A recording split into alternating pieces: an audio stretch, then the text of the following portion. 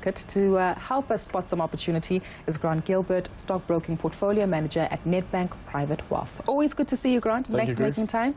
Let's talk about the market performance. I'm doing the shareholder dance, at least all-time high. So our pension funds, our trackers and passive investments are clearly performing quite well. But again, there's still quite some way to go here. It is. It's very nice to see the market so buoyant and so strong. I mean, July was an absolutely wonderful time for the local market, so I think we were up almost 5.5%. But really that performance was driven by Naspers, which is obviously the biggest weighting. And then recently we've seen a bit of rand weakness starting to creep back into the market, and that of course helps the market stay quite buoyant. So I think it is quite dangerous to have a look at the overall performance of the market. Sure. What we really got to do is have a look at all the different sectors. Are we still finding that our market is actually quite overvalued or expensive at these levels? No, I don't think so. I think there are pockets of value, but of course there is quite a bit of forecasting risk there and a lot of political risk. So where there is value, it's very, very closely linked to the outlook for the country. I'm assuming you're also referring to retail stocks there that have also come under pressure. Retail, the banks, and the financials as well. So I don't think they're trading at very demanding multiples, but you've got to be quite comfortable adding them, and I do think that you'd have to be quite patient and wait for recovery in GDP and also wait for recovery in the South African consumer spending. We talk about the JSE performance, but the JSE itself as an entity also came out with its results yesterday, and of course, you know, highlighting the fact that the macroeconomic conditions significantly weaker, and we haven't seen any significantly large listings taking place on the local bourse of late. So I think it's a factor that we haven't seen tremendous listings that will drive volumes on the local market trading. And then also the volumes traded, or the average volume traded every day has really come down. I think investors are uncertain. I think the political risk once again adds to the uncertainty to investors. So you're seeing transactions dropping off. So it is a very, very difficult environment for the JSE to operate in. Let's talk telcos for just a moment. And MTN, I think it closed around 117 yesterday, now trading at 115.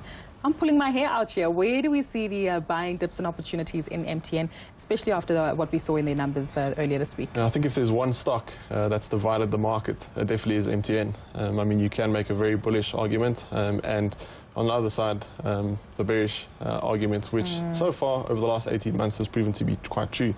I think it is really difficult in this environment. Obviously, the South African economy is not growing.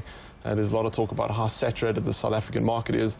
And Nigeria is still struggling, so inflation there is very, very high. Sure. But I do think you do have to take a long-term view with MTN, and you are going to have to be quite patient. Sure. I think what is reassuring the market is, of course, the dividend. So a lot of market participants were quite concerned about the dividend and whether the dividend will come under pressure. But it seems to be stable, at least for the next 12 months. Would you be slightly more confident in the likes of Vodacom, given that they've been a solid dividend payer of late? It's a very interesting question, because I think the investment thesis for Vodacom is changing quite considerably. So we've just chatted about the saturation of the South African market. And Vodacom has previously been blocked by Vodafone as to which markets they could enter into Africa. And I think what the Safaricom deal is showing is that Vodafone might be more accepting of Vodacom actually taking over some of its markets. So I think the investment thesis is changing, so it's a very interesting one to keep your eye on. In the insurance space, though, we certainly have to pay attention to the likes of Liberty. After we saw the executive changes taking place earlier this year, this company has been under a significant amount of pressure, and again, confirmation coming through in the numbers. Yeah, it's been one of the worst performers on the JSE. The share price has really come under pressure.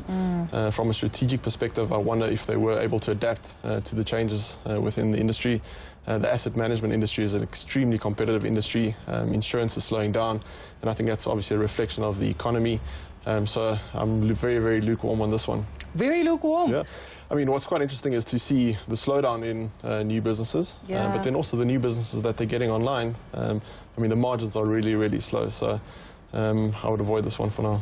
Down almost 5% as we see by the share price reflection on screen. If you put this against the likes of Old Mutual, funny enough, which are performing more firmly today, but also going through its own experience regarding the split of the London assets, the US, and of course South Africa. Yeah, I think if we have to compare the two, as you rightly say, the breaking up of the group seems to have some promise of value unlock, where Liberty unfortunately doesn't have that. Let's touch on another entity, and this time a more state-owned entity. Glad it's not listed on the JSE, otherwise we might not see a strong performance coming through. But it bailout for, again, from Treasury for SAA, and of course some executive changes there in the form of Vuyani Chachana now being appointed as CEO. If you were a ratings agency or outside party looking in, does this instill any kind of confidence in you? Not at all. I think this is one of the factors that the rating agencies in the market, and I think you see that reflected in the rand, has been very cautious about. I mean, they are very, very concerned about the continuous bailout of the SOEs when the SOEs aren't performing.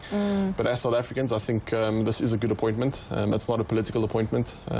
It comes from a business background. So as all South Africans, I think we definitely need to back the new CEO and hope that he can turn it around. Sure, let's hope so. Flights might be threatened from what we understand. Staff looking to hold a strike at OR Tambo International Airport, but we hope that doesn't happen. Always a pleasure being with you, Grant, and thanks so much for your time. Thanks, Ruth. That was Grant Gilburt, Stockbroking Portfolio Manager at Nedbank Private Wealth, giving us an analysis on the market dynamics.